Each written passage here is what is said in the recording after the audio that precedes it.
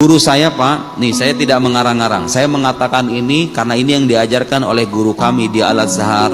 Ada seorang Grand Mufti Mesir, mantan Mufti Mesir, namanya Syekh Ali Jum'ah, ulama besar. Di salah satu kitabnya, judulnya itu At-Thariq Ilallah, beliau mengatakan begini: semua ibadah anak cucu Adam itu bainal qabul warrad, itu antara diterima dan enggak diterima. Bapak sholat ini subuh ini bisa jadi diterima sama Allah, bisa jadi kagak. Saya ceramah begini nih, bisa jadi pahalanya diterima sama Allah, bisa jadi enggak.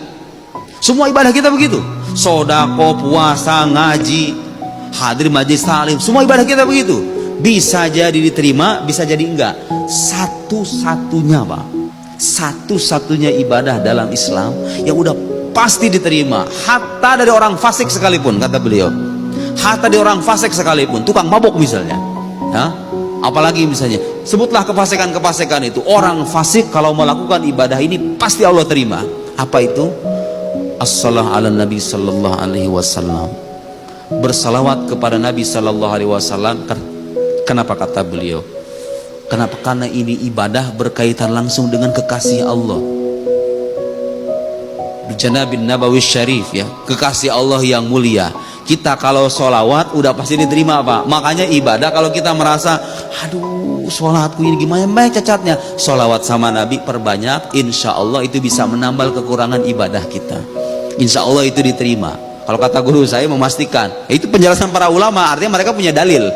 Terlepas kita tahu atau tidak mana ayatnya, mereka meneliti dari Al-Quran dan Sunnah. Kata mereka ibadah yang sudah pasti akan diterima dari orang muslim sekalipun dia fasik, itulah salawat kepada Nabi Sallallahu Alaihi Wasallam. Makanya kita yang merasa ibadahnya kurang, anak-anak muda yang merasa tatoan, yang merasa hidupnya dulu gelap, suka mabok dan lain-lain, Anda punya hak yang sama mencintai Nabi Muhammad Sallallahu Alaihi Wasallam. Kalau Anda bersolawat, salawat Anda akan diterima, terlepas Anda kotor atau bersih. Karena sosok yang Anda salawati adalah kekasih Allah yang mulia Sallallahu Alaihi Wasallam. Kalau Bapak baca ayat Al-Quran dari mulai Al-Fatihah sampai An-Nas nih, buka ayat Al-Quran ya, Al-Fatihah sampai An-Nas, tidak pernah ada Pak, tidak pernah ada Nabi disebutkan secara jelas oleh Allah Subhanahu wa Ta'ala dalam Al-Quran, innallaha, sesungguhnya Allah. Lihat, Allah, bukan cuma Allah saja, wa malaikatahu, malaikatnya. Kurang besar apa itu?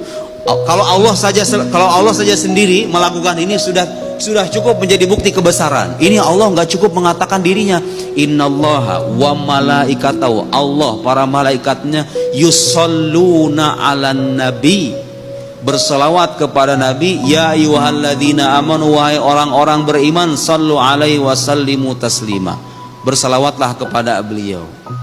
Allah selawat sama Nabi gimana maksudnya? Nah, ulama beda pendapat, tapi saya berikan pendapat yang saya pelajari dari guru saya.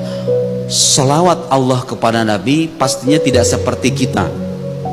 Kita akan baca salawat Allahumma sholli ala sayyidina Muhammad dengan ucapan Allah bersalawat, artinya Allah menjadikan Nabi atau mencurahkan kepada Nabi rahmat khusus, sehingga dengan curahan rahmat khusus itu Nabi menjadi rahmat bagi seluruh alam.